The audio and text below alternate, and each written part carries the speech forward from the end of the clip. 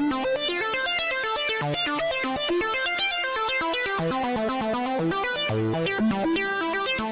right, this week on our podcast, and welcome to Irreligiosophy, we're going to do pagan precursors of Christianity.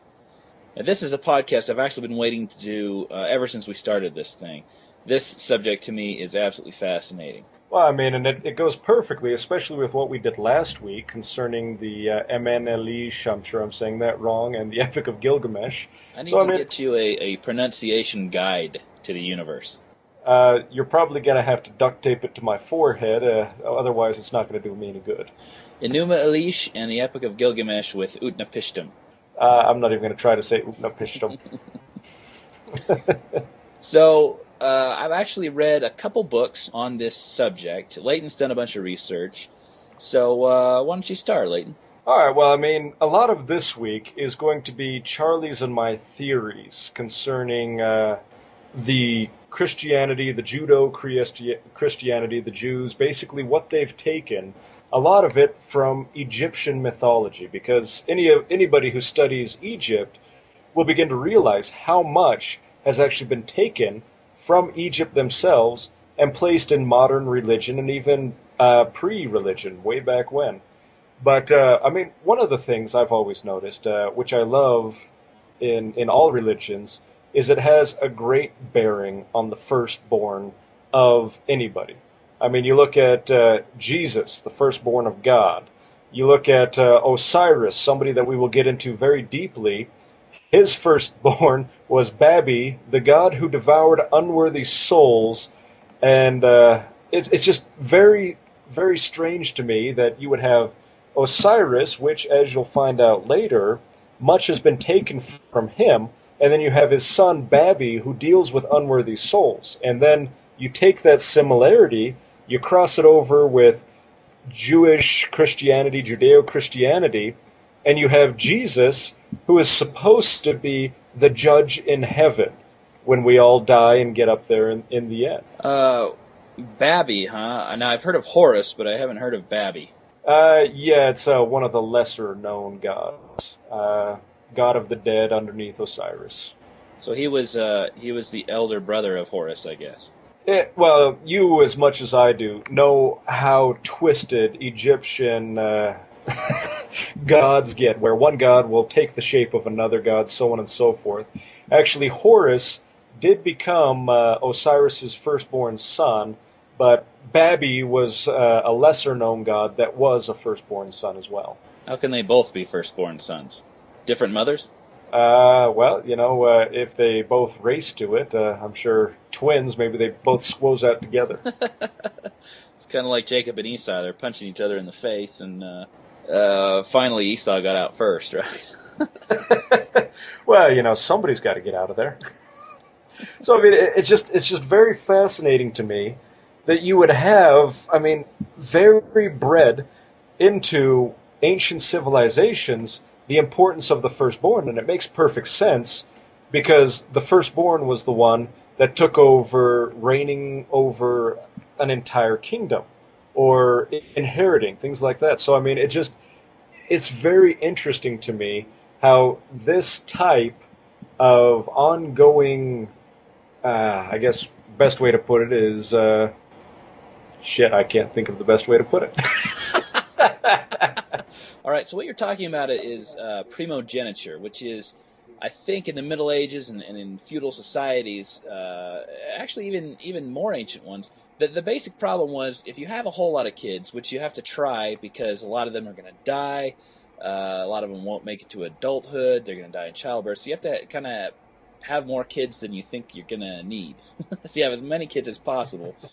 And if you divide your assets up between all of your children, then you're going to lose it. You're going to lose it, right? And they're going to be diminished. So what the solution that they offered was the eldest born, typically son, the eldest born male, would get everything, and the rest of them are kind of on their own. This led to Oh, go ahead. This led to a lot of problems because you'd have say, nobility who would have younger sons who have no hope of going into anything. They'd either have to go into the clergy or go to war because they didn't get any money, or they get a small amount, or they'd have to depend on their older brother's good graces, who, if he gets killed, the estate falls down onto that guy. So, there's all this animosity going back and forth. But that basically is what you're talking about as far as oldest son and inheritance. Yeah, exactly. And it's always fascinated me as to why this would be something that the gods would have to deal with. Because if a god is all-powerful, why exactly would he have to even worry about spreading out his kingdom? Well, not all these gods are all-powerful, That's just the Christian deity, and he's not on the scene for a little while. Well, yeah, that much is very true. However, I mean, you have this same firstborn idea running through Christianity. I mean, Jesus is the firstborn of God. Well, you have Satan. He's firstborn in Mormon theology. In normal Christendom, Lucifer and Jesus are not brothers. Only in Mormon theology are they brothers. That's a common Protestant attack against Mormonism, that how dare you say that Jesus and Satan are brothers? That's blasphemy. What normal, I guess I shouldn't say normal, mainstream Christians believe is that Jesus is the only begotten Son. If you read Bart Ehrman, he will say that a better translation of that is the unique Son. Okay. See, that makes sense. That's one subject I've never actually even touched on mainstream Christianity. Of course, it's something I always just assumed was out there and readily believed by everybody. But once again, that's just the regimental type of religion that was beaten to my head. Right. I mean, it's the same thing as Adam God for me, right? I mean, you're taught this from day one. It doesn't seem remotely implausible or doctrinally problematic. It just is. Yeah. All right. Well, anyway, so that was something I wanted to bring up, was just that this idea of the firstborn going through, and of course now I discover that this is just primarily an attack on the Mormon religion in and of itself. But it's just very interesting to me how you would have this firstborn of Osiris, who, like I said, we'll get into great depth, is the one who devours the unworthy souls. He is the judge. But I mean, that could conceivably be carried over to Christ in mainstream Christianity, as he is the unique Son of God, and therefore he is also the judge of souls. Right. And actually, all throughout the Old Testament anyway, you have firstborn sons, and typically those firstborn sons are set up to be in a position where you get a reversal. The Hebrews loved reversals. They loved seeing these type scenes where a lady would come up to, there'd be a lady at the well, and then someone would come up, and you expect that they'd meet each other, get together, and get married, right? And there are a bunch of these reversals in there. Saul goes through, meets a bunch of women at the well, and it doesn't even cross his mind to get married to any of them. It's like you can almost see these guys laughing in the audience as this is read to them. He's totally clueless. There are a bunch of other type scenes, but one of the type scenes is a strong firstborn son who gets inherited everything, or the barren woman who is later gifted with a child. So a lot of that Old Testament is reversing that normal type scene. It's quite interesting. All right, well, now that we've covered the firstborn, I'd actually like to move into the sacrament. Now, everybody in Christianity loves the sacrament. This is like the most holy of holies, and I'm sure a lot of people are going to get pissed off at us for even making light of this and comparing it with something as simple as a paganistic belief. But, I mean, if you look at this is actually something that was really well known throughout the ancient civilization. I mean, you have Plutarch from Greece who actually wrote about this. Now, his life was, I believe... Are you talking about Plutarch the Roman? Yeah. He was in Greece? Yeah. Sorry, I got my civilizations mixed up, because Greece actually wrote about this too. I'm getting to it. Hold on. Yeah, that's why you're here, is to slap me in the face. Why is it we're always jumping on each other? Plutarch wrote Lives of, right? Great lives, and he compared Greeks and Romans together. He gave like biographies of these, and actually part of the reason we know so much about Alexander the Great is because Plutarch wrote a pretty lengthy chapter about him, and his source material, which is very common in the day, got destroyed, I believe, at the fire at the Library of Alexandria. Yeah, which is just a sad, sad state of history right there. Anyway, to get on with it, Plutarch was born, if I'm not mistaken, around 40 AD, and he lived until 120 AD, if I'm not mistaken. And one of the things he wrote was Isis and Osiris, kind of a statement about that. And from there, well, I guess we should explain who Osiris is. Now, Charlie and we're well versed in a lot of Egyptian mythology, history, such things as that. As well versed as interested amateurs can be. Exactly, exactly. So why don't you take the lead of who Osiris was and what happened to him? All right, Osiris is a pretty powerful god. You know, all these gods in Egypt, for whatever reason, came in threes. So in this trinity of Egypt was Isis, Osiris, and Horus. And there was kind of their nemesis was Seth, which has been kind of anglified into Set, I believe, the snake god. Yeah, that's correct. That's not it's not what it originally was, because I believe everything that ended with a T in Egypt was feminine. Isn't that right? So originally it was Seth with a TH. Anyway, he hated his brother Osiris. His brother Osiris was very powerful. Isis, his wife, was extremely powerful. She was probably the most powerful magically of any of the gods. Interesting that she'd be a female. But what happened was that Seth invited him over for dinner because he hated his guts, under the pretense, I think, of making nice with him. And he said, I have this golden coffin here. These stories are awesome. I had this golden coffin, and Egyptians were very enthralled with kind of giving gifts to people they invited over for dinner. Cleopatra did the same thing with Julius Caesar. They wanted to impress people, so they'd invite him over to dinner, and they'd make a comment like, "Wow, this is amazing plates and jewelry, and it's amazing." Oh, you think that's amazing? It's nothing to us. You can have it. So she gave all the gold, to Julius Caesar. Anyway, Seth says that I have this beautifully crafted golden coffin, and I will give it to whoever it best fits. And so all the dinner guests, one by one, got into the coffin, closed it, but no one fit. Well, unbeknownst to Osiris, Seth had actually measured out his exact dimensions. So he puts him in the coffin, seals it up, and I believe he set him out into the river or something. Is that what happened? Yeah, I believe he buried him into the river Nile. Anyway, he ends up getting dismembered, so he wouldn't come back to life, because he knows how powerful Isis is. So Seth cuts him into all these pieces and scatters them around the world, where Isis goes and she finds every single piece except for one. And what, pray tell, is that piece she could not find? She cannot find his phallus. I don't know what Seth was doing, hanging onto his phallus, or what he did with his phallus, but she can't find it.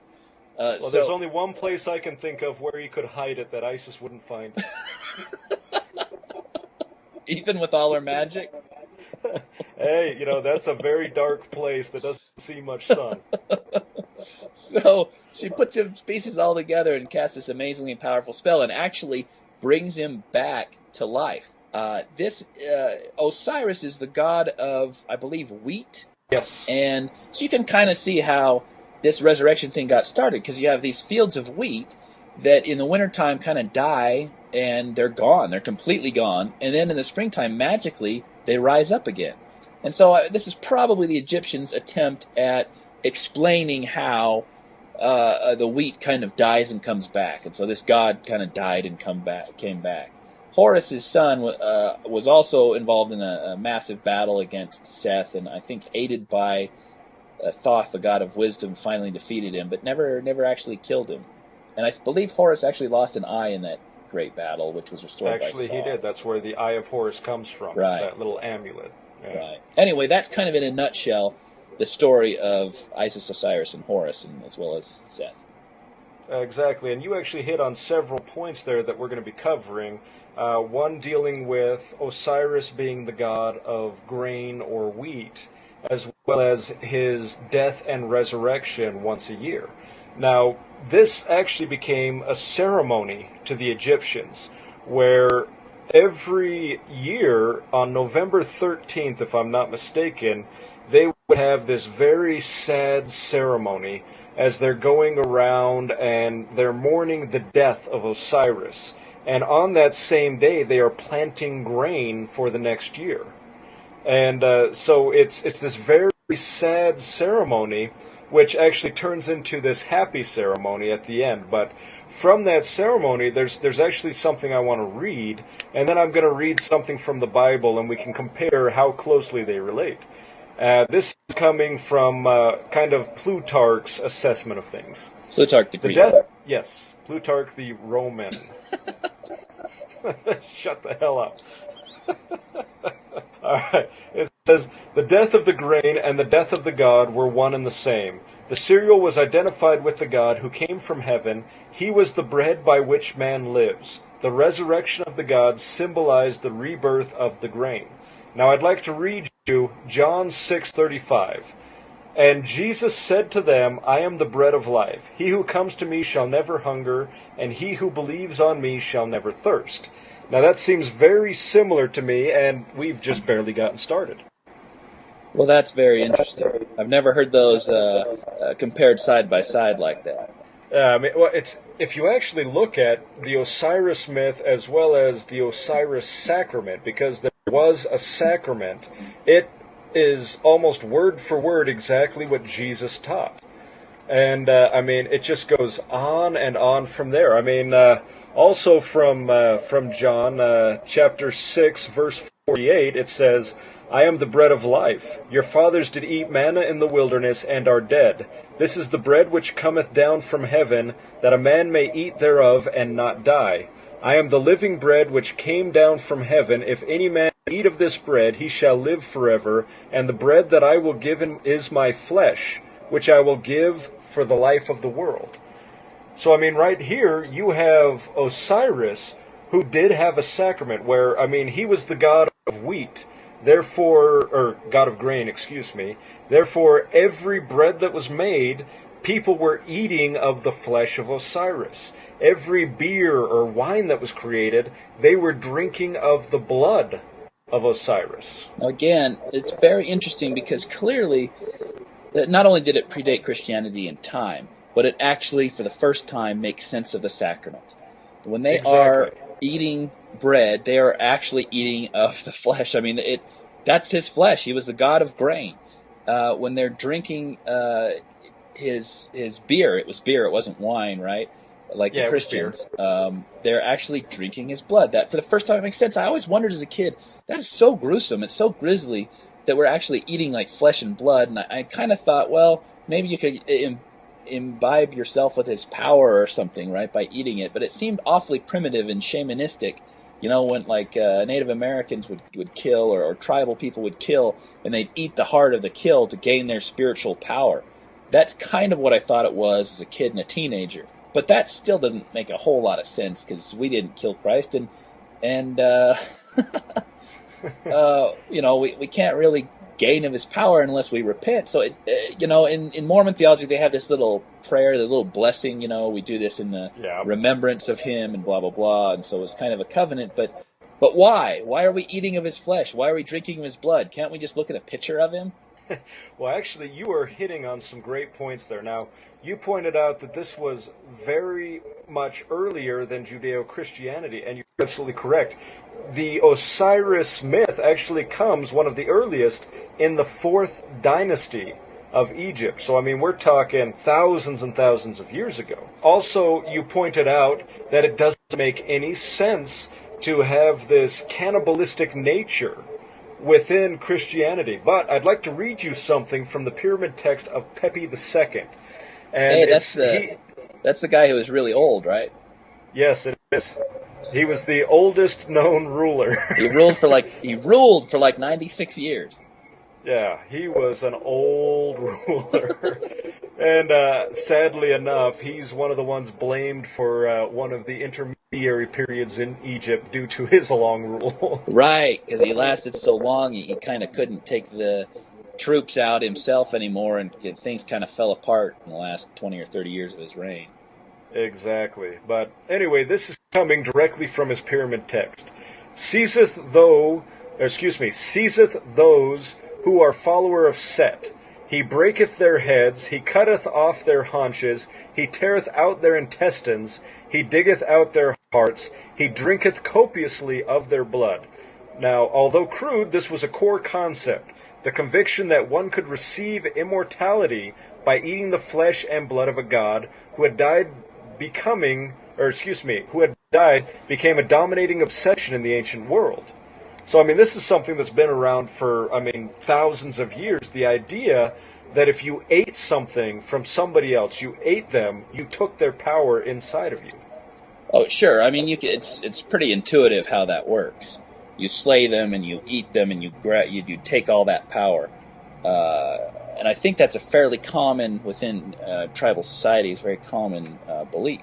You know, just like, in this instance, just like the Epic of Gilgamesh and Utnapishtim, you can tell which direction the plagiarism went because in one direction it makes complete sense. In the other direction, it doesn't.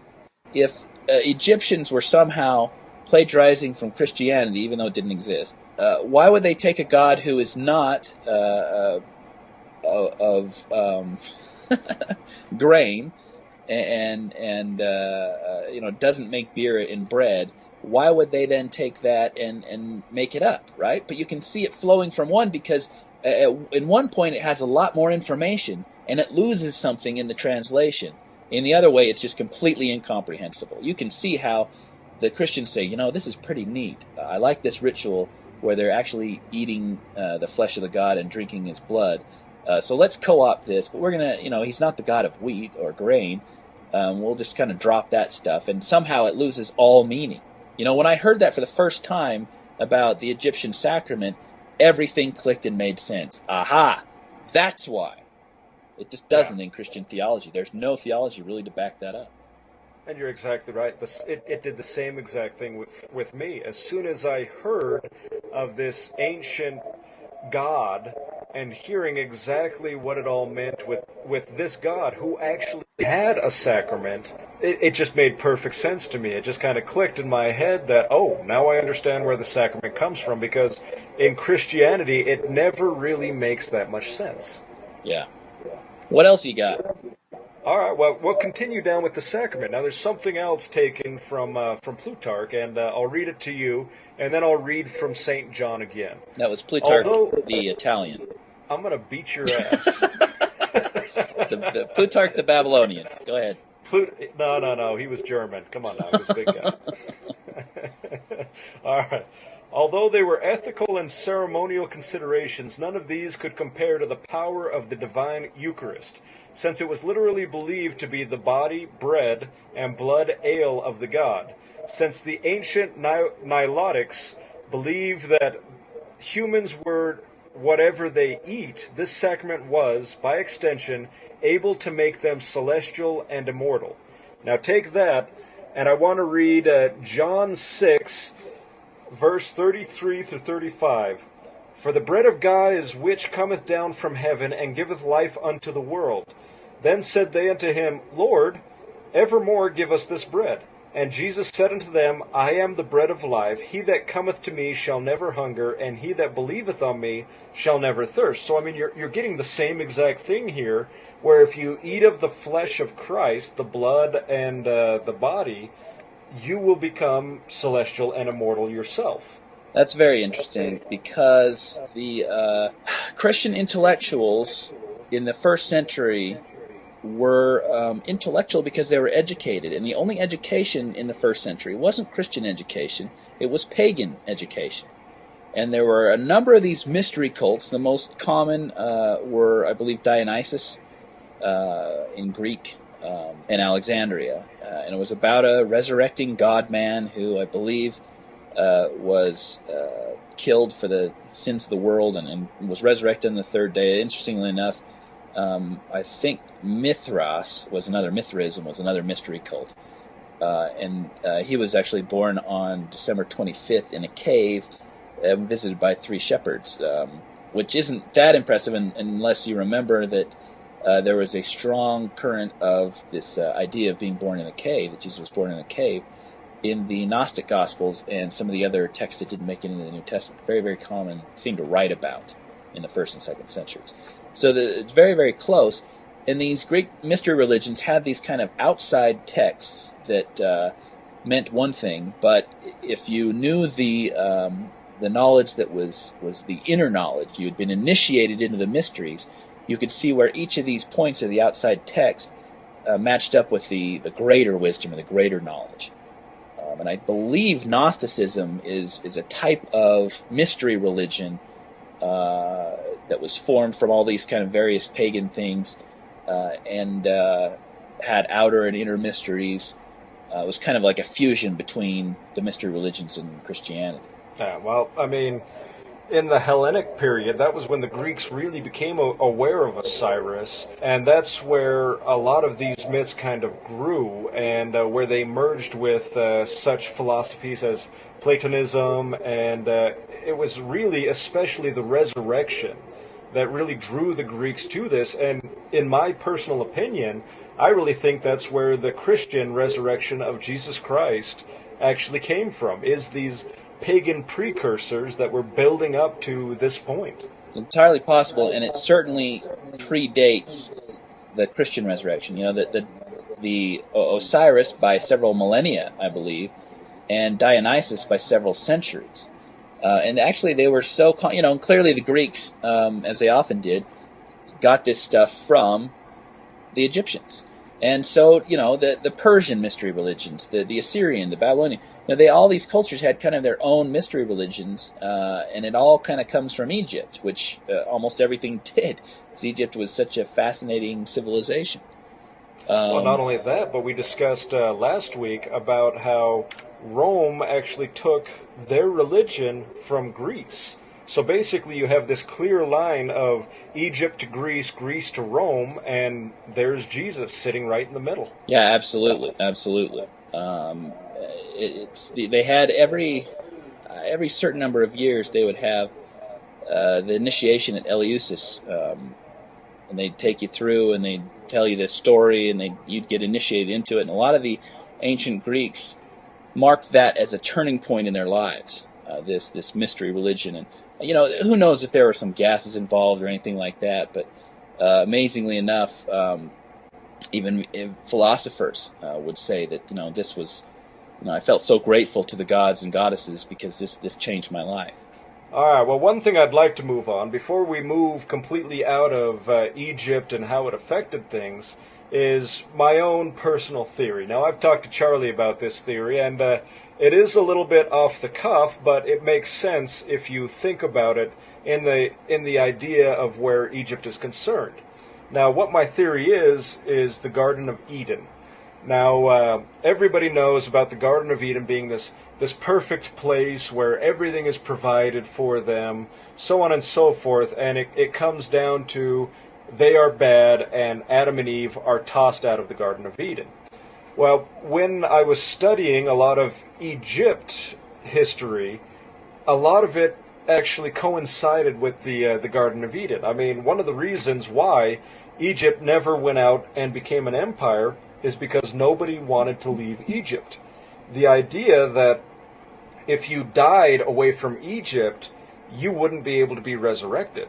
And so it was the absolute worst thing to do to be exiled from Egypt, because it was just so perfect. Everything was provided for you. I mean, I've spoken with a couple of anthropologists who just kind of laughed and always pointed out that Egypt is lazy because everything was kind of handed to them. I mean, their entire culture was given to them by the Nile. And so it's just very interesting to me that you have this similarity of a society that never wants to leave this particular area. That this is the perfect area. They get everything from the gods in this area. They were even resurrected in this area. But to leave it, you lose all of those, great points of this land.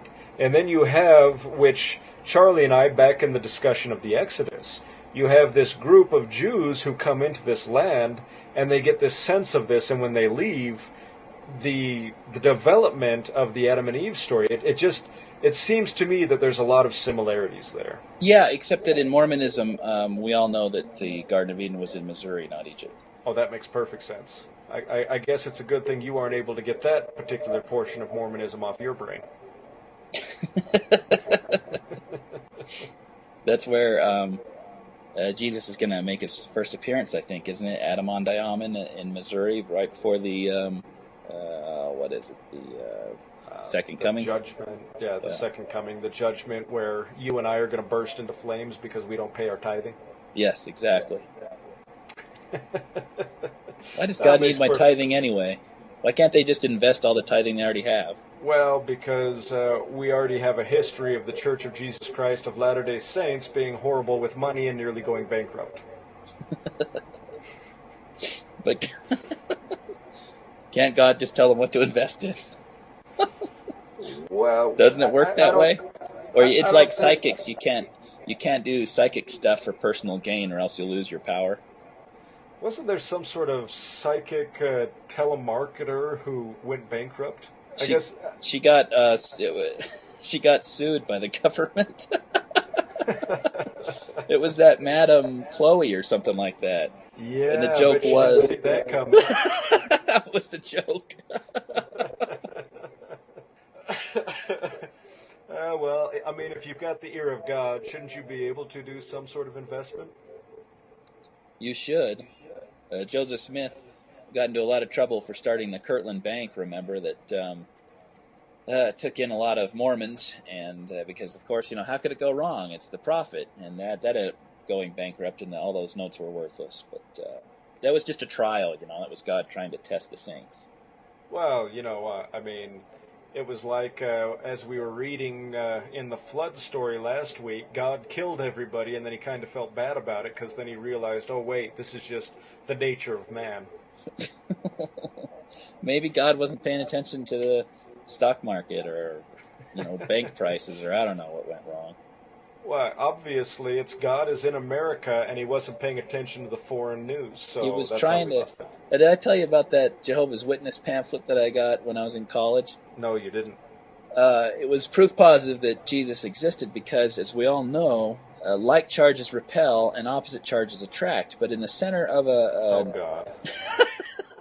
the center of a nucleus, you have protons and neutrons. Well, protons are all positively charged. They should repel each other, and it's only the power of Christ that holds. I mean, they had this whole thing. It was like an illustrated pamphlet. All the protons would fly apart if it weren't for the power of Christ. So I can see how he'd be busy holding together all of the protons inside every nucleus of every atom in the entire universe. Sometimes he's got to drop the ball. Sadly, I think you've already brought that up in one of these. As soon as you talked about the positive and negative charges, I knew exactly what was Yeah, coming. ridiculous. All right, what else you got? Well, actually, it's something that you brought to my attention, and it's not very well known, but it's Didymus Thomas Jude, or Judas. And if you'd like, why don't you go ahead and head this one?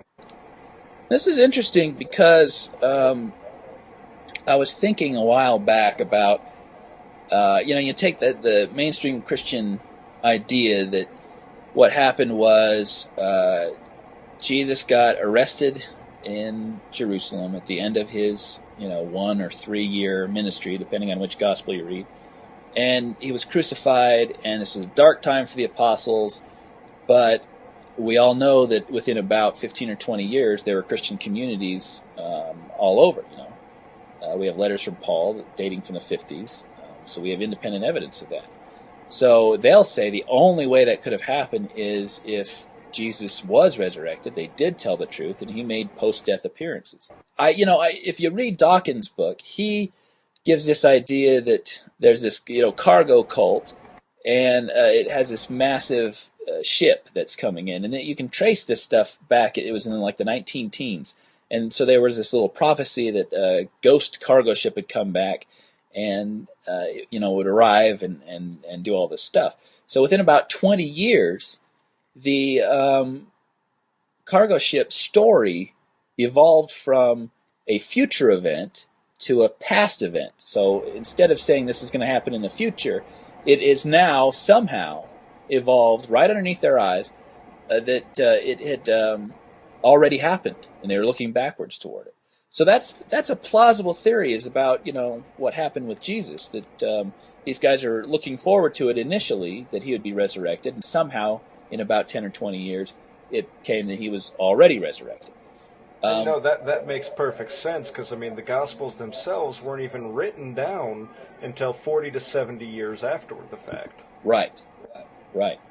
Another explanation, which is less plausible but still interesting, is that Jesus had a twin, and that it certainly could have been that when Jesus was crucified, his twin brother made post-resurrection appearances.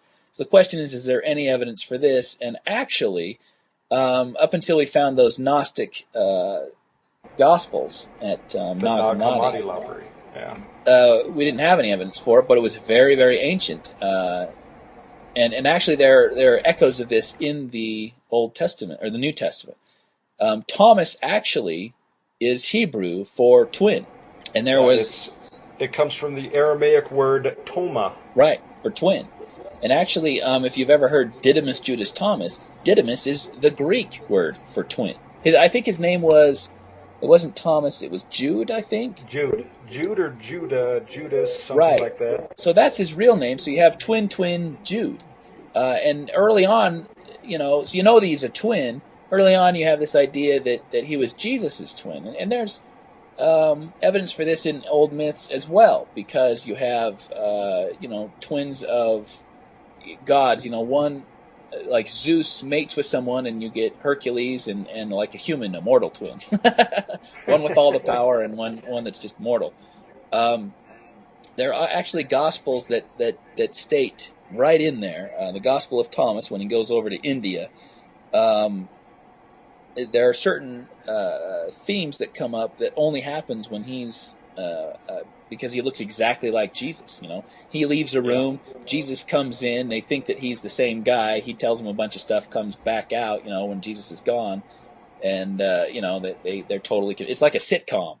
It'd be interesting seeing this acted out in a play. But the idea was that he looked exactly like Jesus.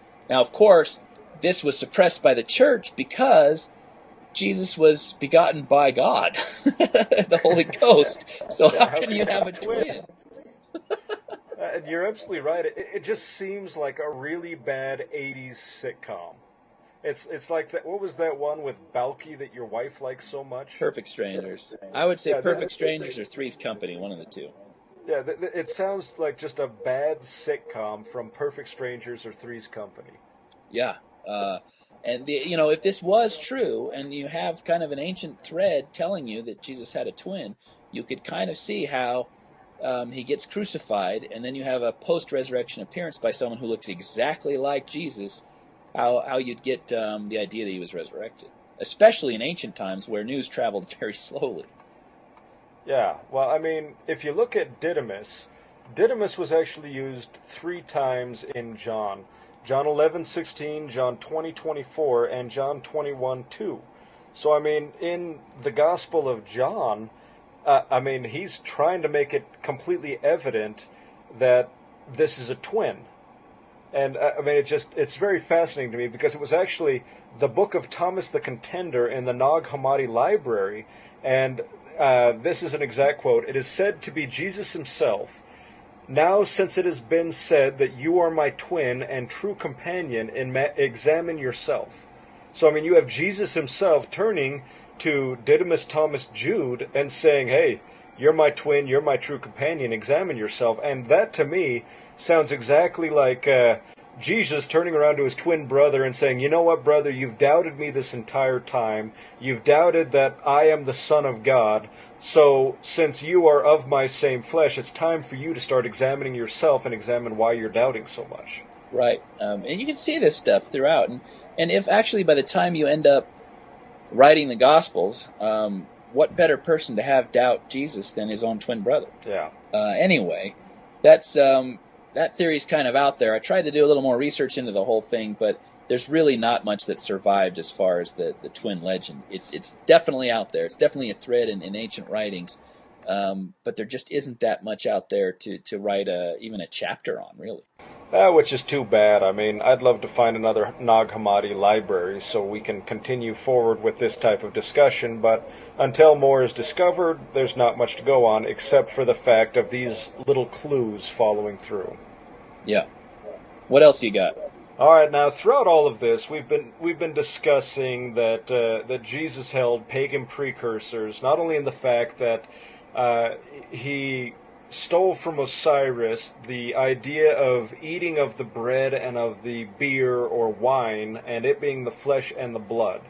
Now, Charlie, have you ever heard of ZombieJesus.com? No. I can understand what Zombie Jesus is, but I didn't know there was a website about it. Yeah.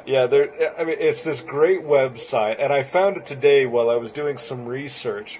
And just on the index page, it has written out in blood text, "Zombie Jesus, eat my flesh, drink my blood," and it says "Zombie Jesus Day, April 12th, 2009."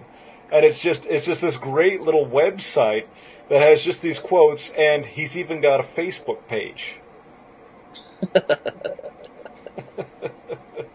That's fantastic.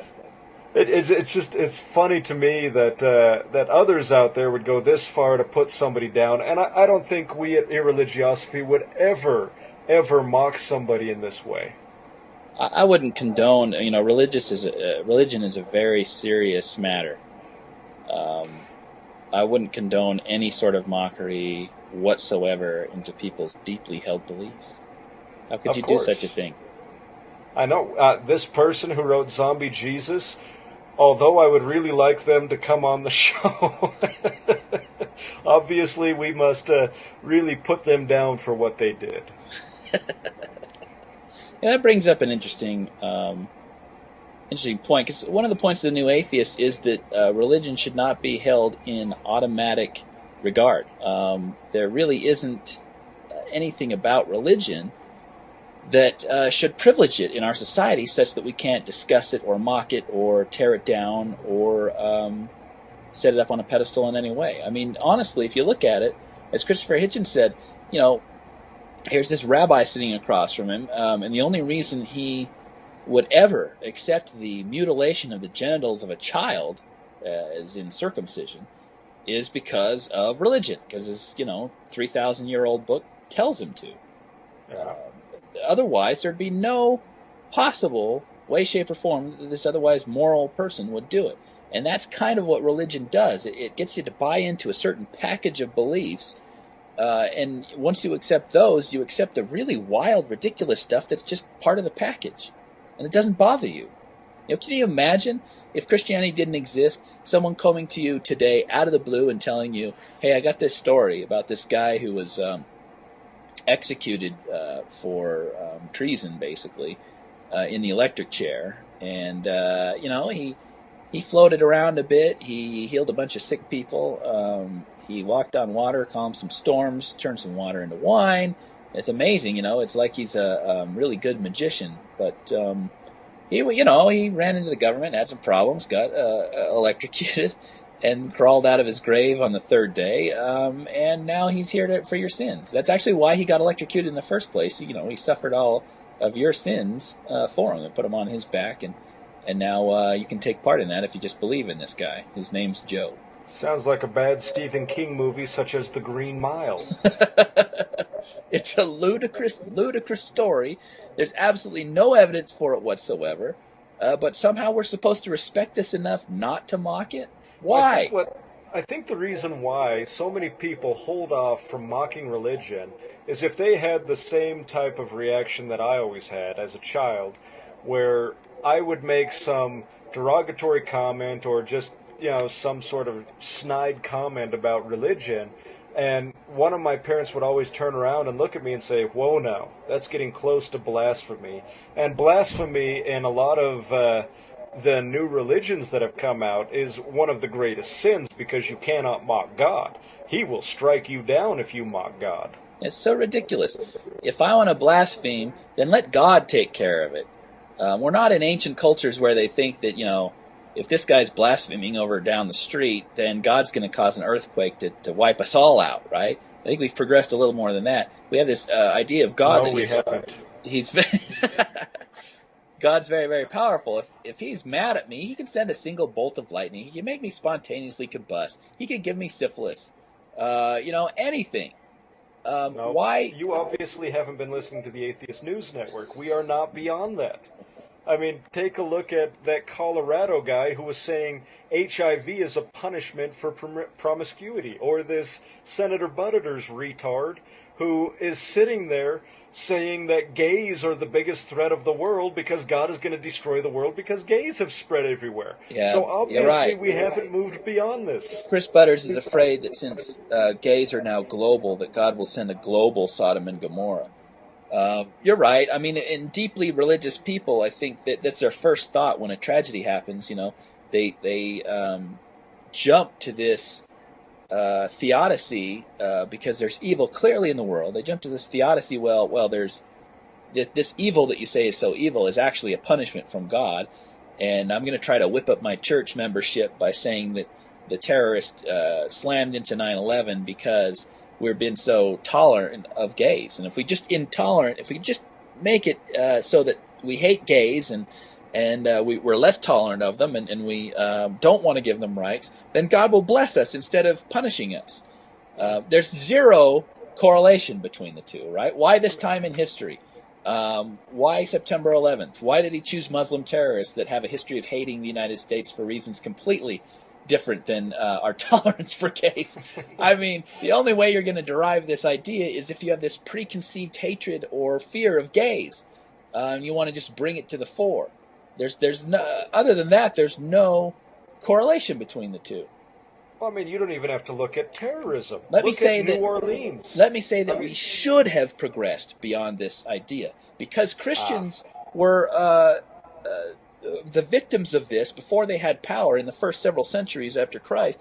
Before they had power, Christians were called atheists. Their tracts were written against them, blaming them for all kinds of problems. You know, if Justin the Martyr railed against it in one of his books. He said that, you know, it's really tough being a Christian because every time a flood happens or an earthquake or some sort of natural disaster, a fire, it's persecute the Christians, blame the Christians. Why? Because they're atheists, they don't believe in the gods, they've angered the gods, and therefore a flood happens. You think Christians... You just reminded me. Hold on. You just who was the Roman that burned down his entire city because he wanted to change it how it looked, and then he blamed the Christians? Nero. I think that's Nero, according to Tacitus. Nobody liked the Christians. They were this new cult, and in ancient times, if it was new, it was necessarily bad, right? There are no new good ideas. The only ideas that have stood the test of time, and that's why the Christians wanted to co-opt the Old Testament. Look, we've been around forever, right? This is an old idea. We're with the Jews over here. But yeah, so they were kind of scapegoated, according to Tacitus, I believe, for the fire in 49, was it, in Rome? Yeah. And Tacitus thought that Nero wanted to, he had all these public works he wanted to do, but he had to clear out a bunch of Roman buildings first, and so he set fire to it. I don't know how plausible that is, but it is found in Tacitus. And it's still pretty funny, and the idea in and of itself is plausible because, I mean, everybody blamed the Christians back then. Nobody liked them.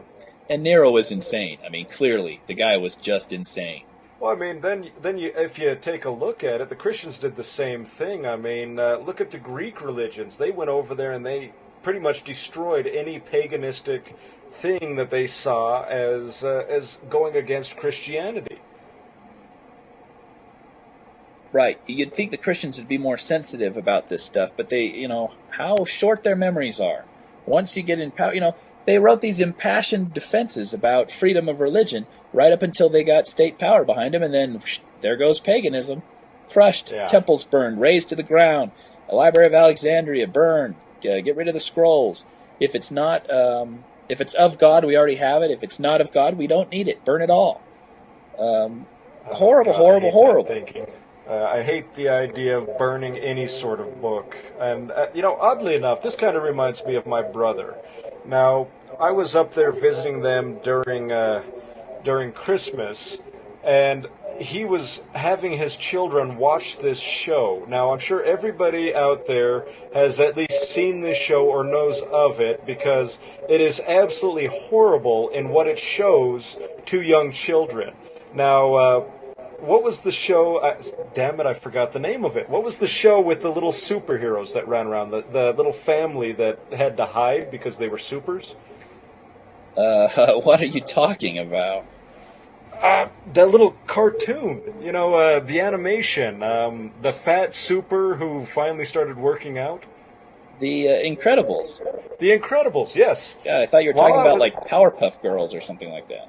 Oh, come on now, Powerpuff Girls rock. I would never talk bad about that. No, but seriously, I was up at my brother's place, and he had actually gone through and chopped up sections of The Incredibles and taken them out because he didn't want his children to see that brothers and sisters would fight. And he even cut out sections that showed affection between the wife and the husband, where she pinched his butt and things like that. And I actually got into an argument with my brother, telling him that by shielding his children, he was really doing them a disservice by, stopping them from being prepared from the real world. And he was completely against it. And I pointed out that what he was doing was as bad as the Nazis burning books.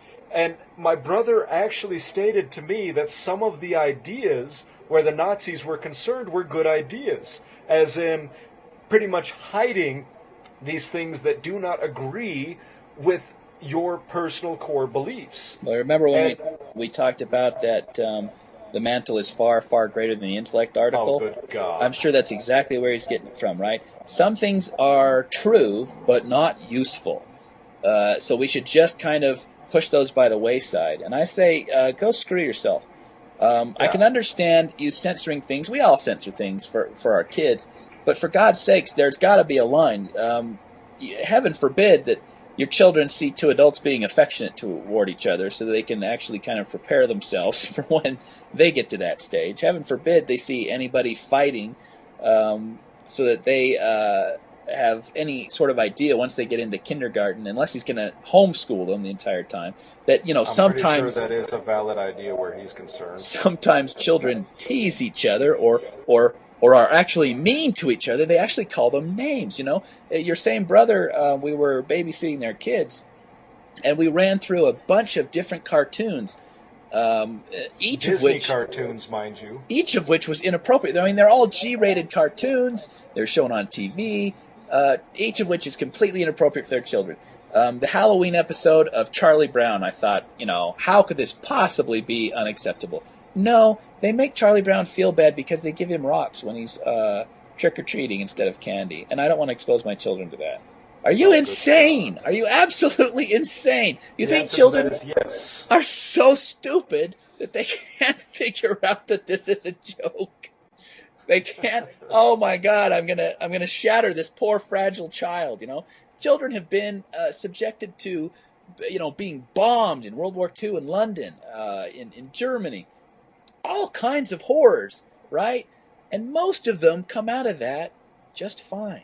We're talking about giving a child rocks for Halloween, and this is completely going to destroy their children. Well, we've gone way off topic. Do you want to bring it back to paganism for a final thought?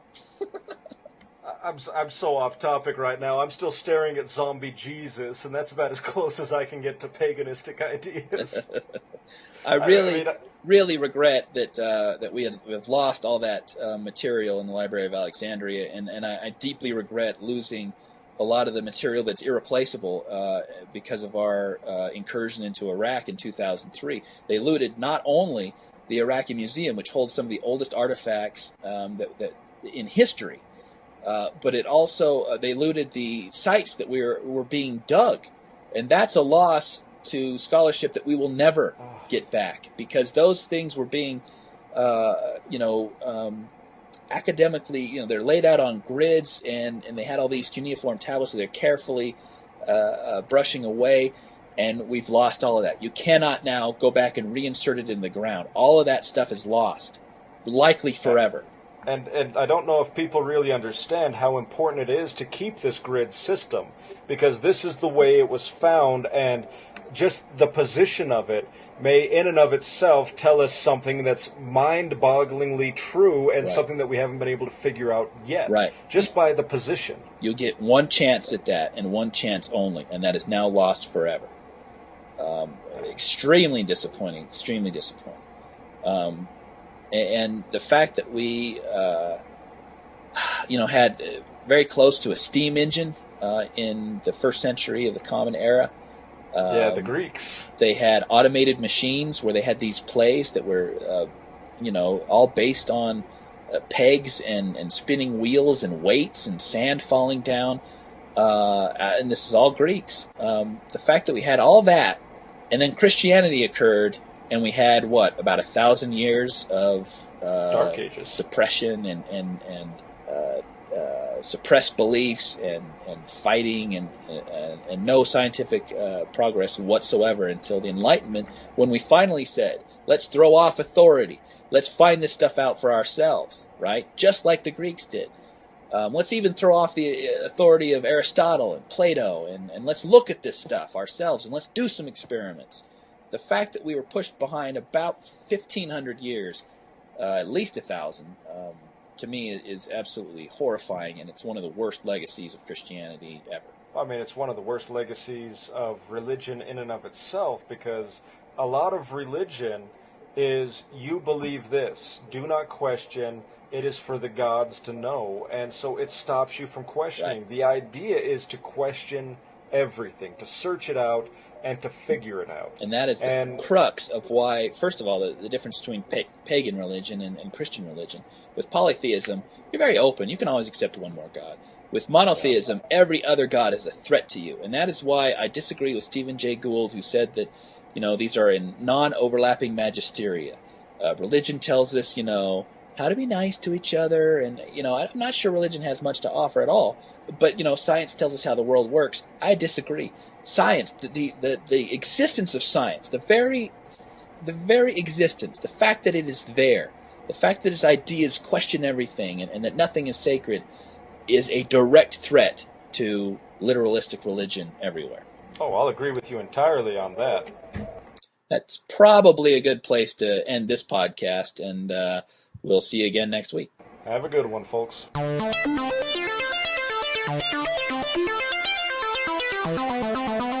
Thank you.